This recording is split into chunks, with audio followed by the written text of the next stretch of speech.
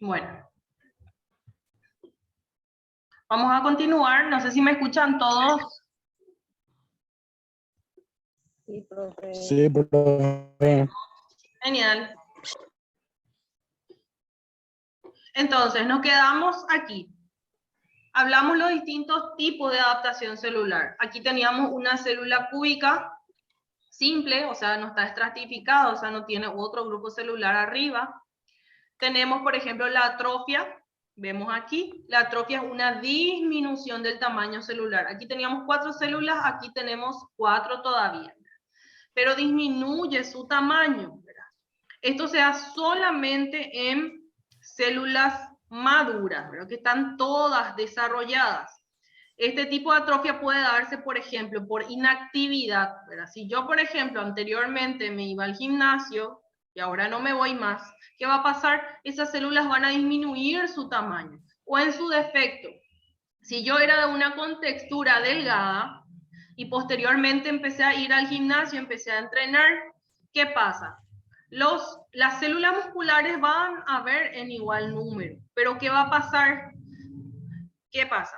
Aumenta el trabajo, ¿verdad? Necesita más energía para poder justamente sobrellevar ese sobreesfuerzo, entonces la célula empieza a aumentar su tamaño. Y se da justamente también una hipertrofia, ¿verdad? Un aumento del tamaño celular. Tenemos la hiperplasia. La hiperplasia es diferente a la hipertrofia. ¿Por qué? Porque aquí vemos otra vez la célula normal, teníamos 4. Acá en la hipertrofia tenemos 4, pero en la hiperplasia tenemos más. Entonces la hiperplasia es un aumento del número celular que se dan diferentes tipos de patología. Tenemos posteriormente la metaplasia. La metaplasia es una transformación de la célula.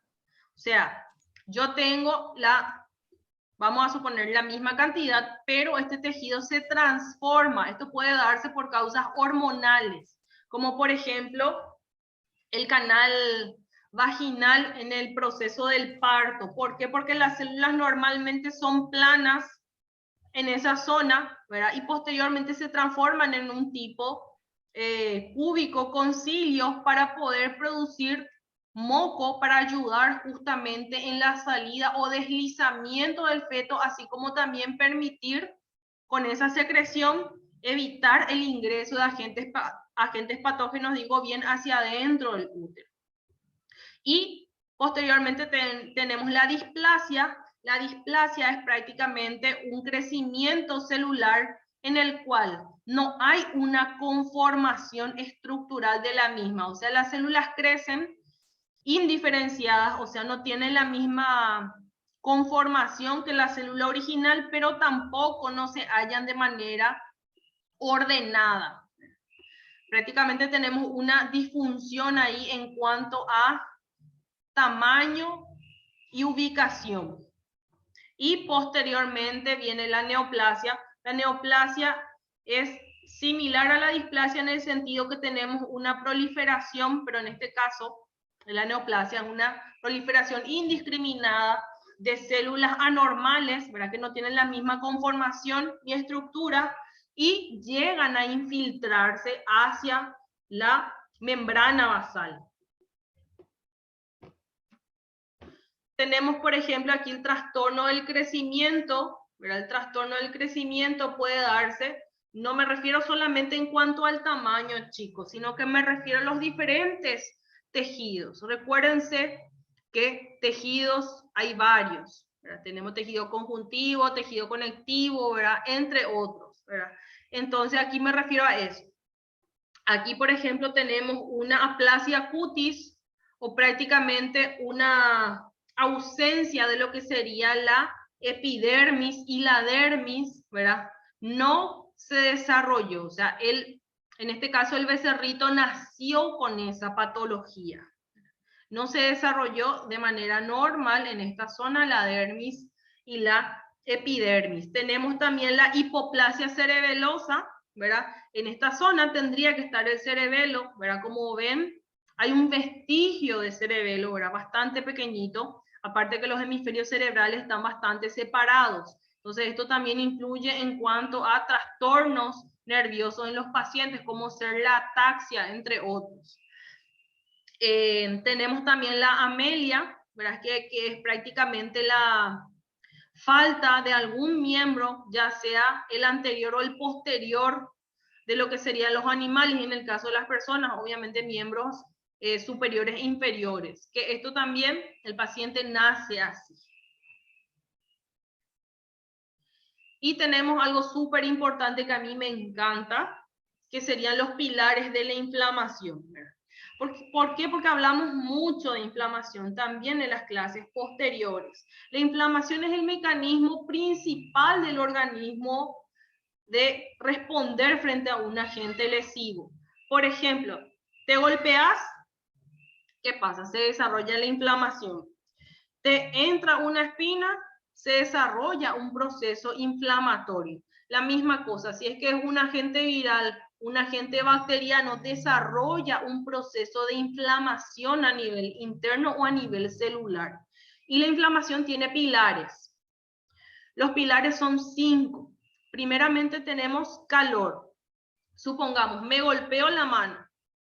Primeramente, yo toco ese lugar donde me golpeé y va a estar caliente. Posteriormente viene el rubor.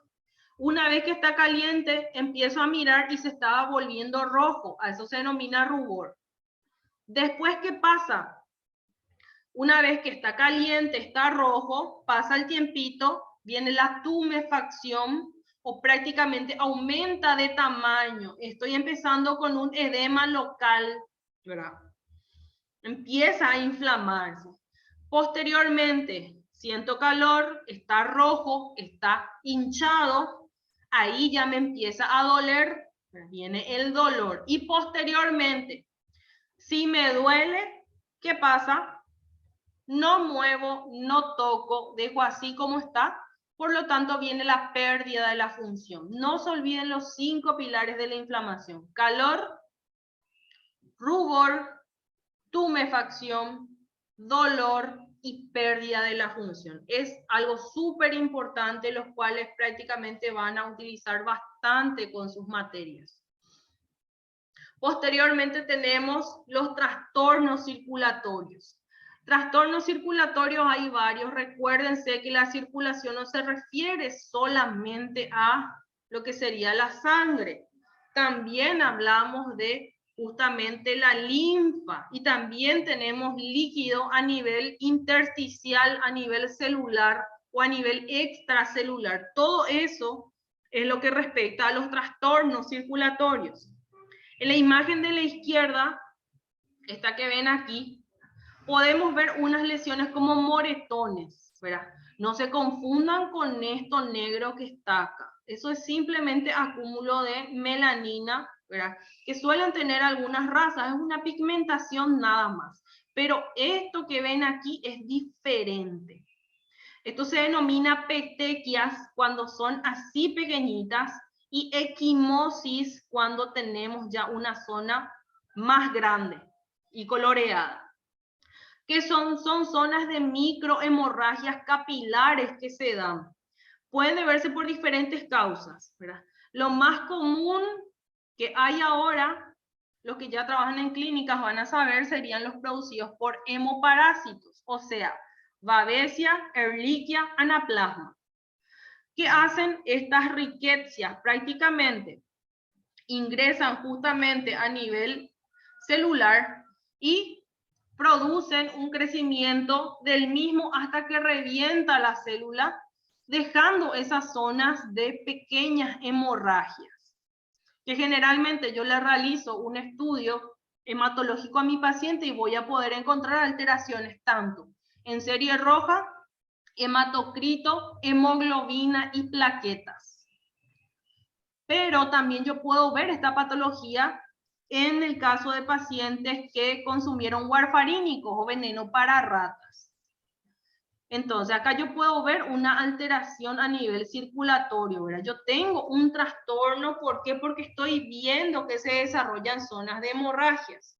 También La imagen del centro es un cachorrito recién nacido. A esto se lo denomina anasarca. Anasarca es prácticamente un edema generalizado, ¿verdad?, del paciente, que se da justamente por exacerbada salida de lo que sería el líquido extracelular o el líquido transcelular. Esto que hace que el paciente se inflame muchísimo y generalmente conlleva otras patologías, como ser justamente acumulación de líquido en pulmones o en diferentes zonas, lo que conlleva obviamente al deceso del mismo. Generalmente es una patología que se da en recién nacidos. Las razas predispuestas son bulldog francés, bulldog inglés, ¿verdad? Casi siempre van a encontrar que suele darse en estas razas. Luego tenemos a la derecha, tenemos ahí un equino. En la pata trasera tenemos una zona, ¿verdad?, con un crecimiento. En este caso sería una linfangitis o prácticamente una inflamación dado por la linfa, ¿verdad? Tenemos ahí un acúmulo de linfa que puede darse por algún bloqueo, alguna presencia, un tumor, entre otras cosas. Luego vienen las neoplasias, ¿verdad? Aquí que se da algo muy común en felinos, ¿verdad?, que tienen prácticamente una coloración blanca o en zonas despigmentadas, se da muchísimo. Esto se denomina carcinoma de células escamosas, es una neoplasia maligna bastante agresiva y pueden encontrar muchísimo, como les digo, en pacientes que son albinos o que son blanquitos. Gatos blancos predisponen muchísimo porque al ser despigmentados y es más, les gusta tomar sol, al exponerse justamente a los rayos solares, ocasionan justamente esta patología, ¿verdad? Suele abarcar las orejas, la nariz y labios, más que nada.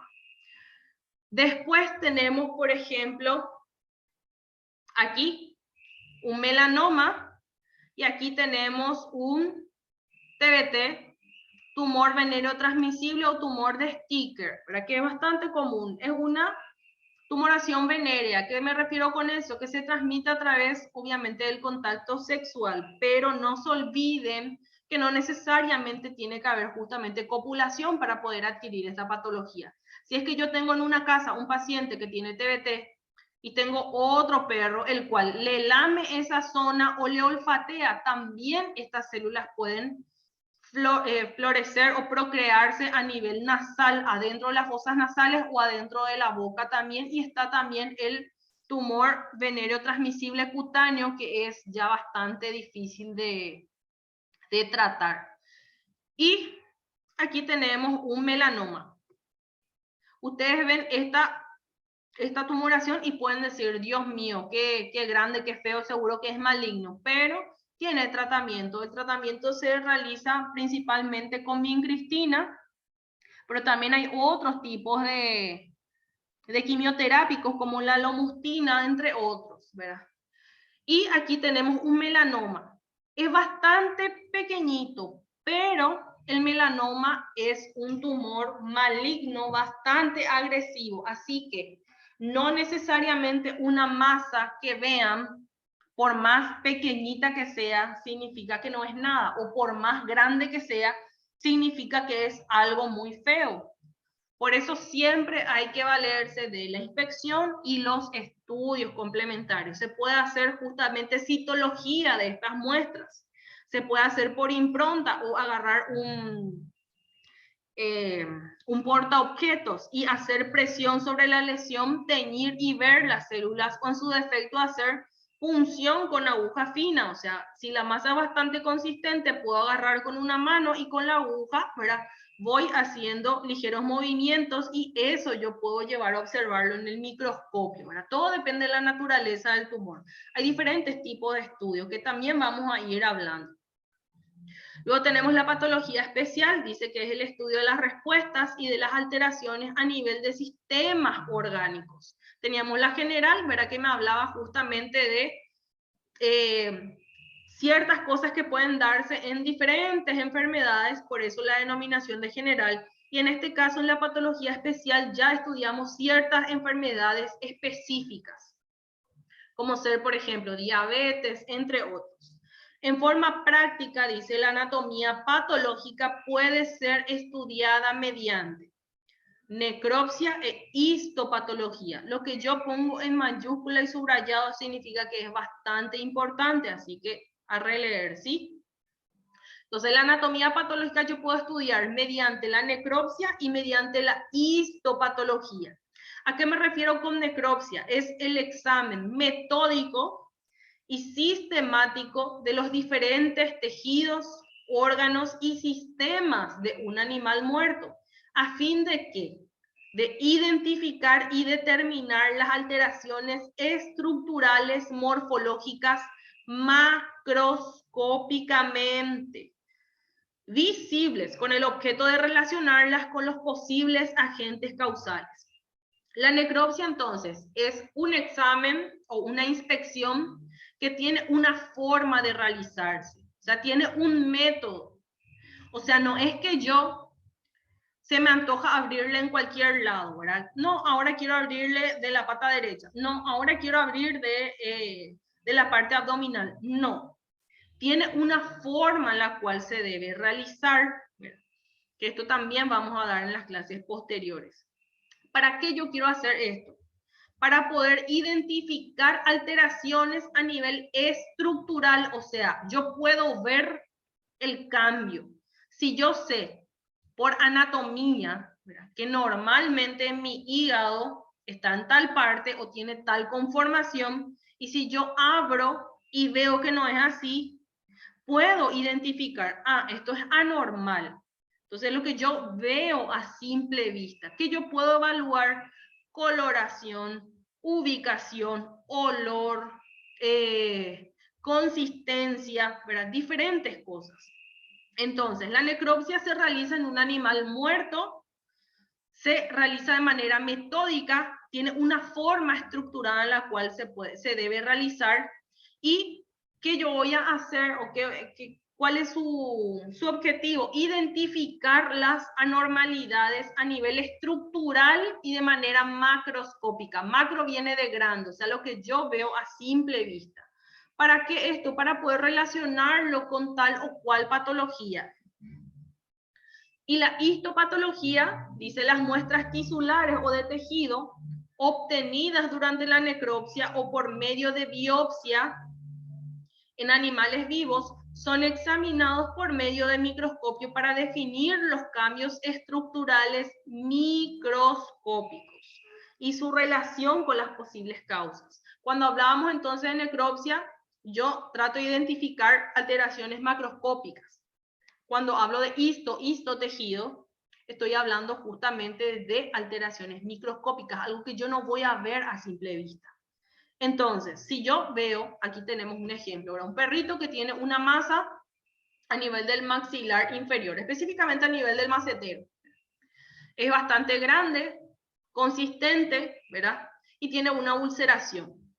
Entonces yo puedo hacer un estudio de esta masa para poder determinar el camino a seguir.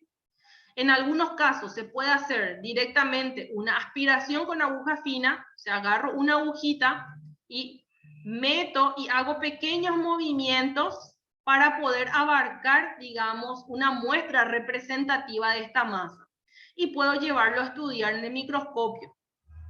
¿Para qué me sirve? Para poder saber qué tanto tengo que cortar para justamente saber si es una lesión maligna. Generalmente se deja un amplio margen en la operación. Si es benigno, se puede hacer una decisión nada más en la base y no hay ningún problema. En este caso, por ejemplo, se optó por el retiro quirúrgico de la masa y posteriormente envío a anatomía patológica. O sea, este tumor, mejor dicho, puedo sacar y remitir a anatomía patológica. Ahora, enviaron, se hizo un corte de esta tumoración, se tomó una pequeña muestra y esto, una vez teñido, puedo evaluar justamente las células. La muestra, chicos, tiene que ser representativa. ¿Eso qué significa? Si yo, por ejemplo, saqué una masa y veo que en esta zona es tejido normal, digamos, en esta zona normal, no es que yo acá voy a cortar, no. Se tiene que sacar una muestra de tejido normal y anormal. ¿Por qué? Para que yo pueda ver la diferencia entre justamente lo normal de lo anormal. Chicos, ¿ustedes ven mi diapositiva? Sí, profe. Porque me salió que no Sí, veía. profe. Ah, bueno, genial. Sí, Sí, profe. Sí, ¿No se ve, se aburren ve, para se ve. todavía? No, claro que no, profe. Demasiado de gusto. no todavía. Ah, bueno. Entonces, tenemos especialidades en anatomía patológica, como ser la bioquímica, ¿verdad? Yo, por ejemplo, se puede tomar muestras de un animal en estado agónico, ¿verdad? Antes, obviamente, de poder realizar posteriormente la eutanasia y necropsia. O sea, puedo tomar muestras para serología, ¿verdad? Como ser perfil hepático renal, ¿verdad? Estudios específicos, como les mencioné, PCR, ¿verdad? Para determinar, qué sé yo, si estamos con leptospirosis, toxoplasmosis, entre otros. O hematología, ¿verdad? Para saber justamente la parte general de serie roja, serie blanca y plaquetas, así como también proteínas plasmáticas. Y citología, ¿verdad? Que hablamos específicamente de las células.